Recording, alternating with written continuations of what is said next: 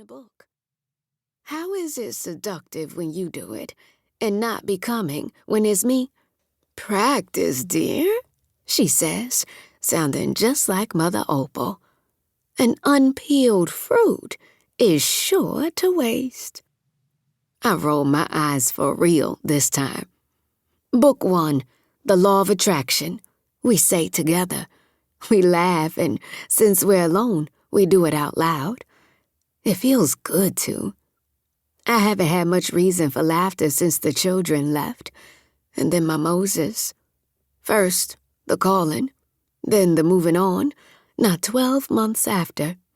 May's bent over holding her size, and even from here I hear the pop followed by what sounds like a hot pan full of popcorn kernels. But isn't. Mounds of stretched brown flesh burst through the polyester girdle, leaving it pockmarked and wide open. She doesn't have to ask. I slide my tray of varnish, nail files, and ice to the side, slip my feet into my slippers, careful not to mess the polish, and start the operation of pulling and prying things back into place. "You sure you don't want to try a bigger one?" I ask. I don't mean it to sound mean, but May flinches anyway. Everyone loves a supple bride, but loathes a supple widow. We can't all afford to pray to the gravity gods and hope for the best. I nod. I'm wearing 2 corsets, one for luck and another because I don't believe I have any. But if this body looks natural to her, who am I to say otherwise? Please don't quote my mother, I say. I touch my hand to her shoulder. May flinches once more. Your hands are freezing. Have you been playing in the cemetery again?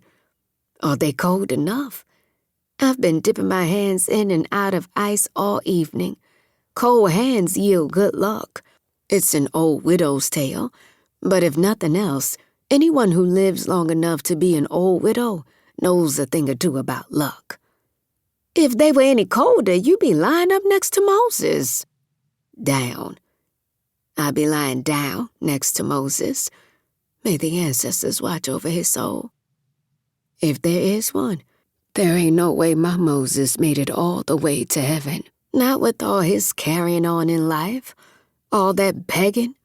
Spare me, take her instead. Shameful. We make the sign of the cross to ward off my dead husband. I'd light another candle, but with the sitting room full of them, one more might cause a fire. We're meant to be praying to the mother fertility, like every other single sister, but instead, we're getting ready for the running of the widows, like any widow with good sense would be.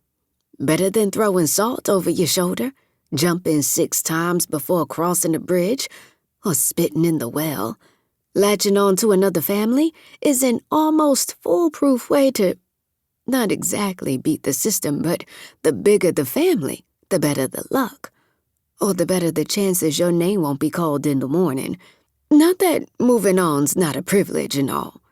You know, cold hands mean a cold heart, May says. She's always quoting one book or the other, trying to out-holy me. It's not a competition, but I throw in book 4 to shake her up. Desire is for the young, matrimony for the ready, I say. She giggles. Once we're dressed, I take the rollers out of my hair. It's twisty, just as I like it, with coils of gray blended with dark brown. Age looks good on me. I pucker up, slide on dark red lipstick. May's dark plum looks good against her skin. I tell her, and she blows me a kiss across the room. We set the table for 4. One place for each of our dead husbands. I fix them both generous portions, plates piled high with macaroni and cheese, juicy slices of beef, plump shrimp, fat potatoes dripping with soured cream, and fresh churned butter. Isn't that too much starch? May asks, as if dead people count calories. I think it'd be just fine, I say. I'd imagine they burned off a lot when they passed. From the running.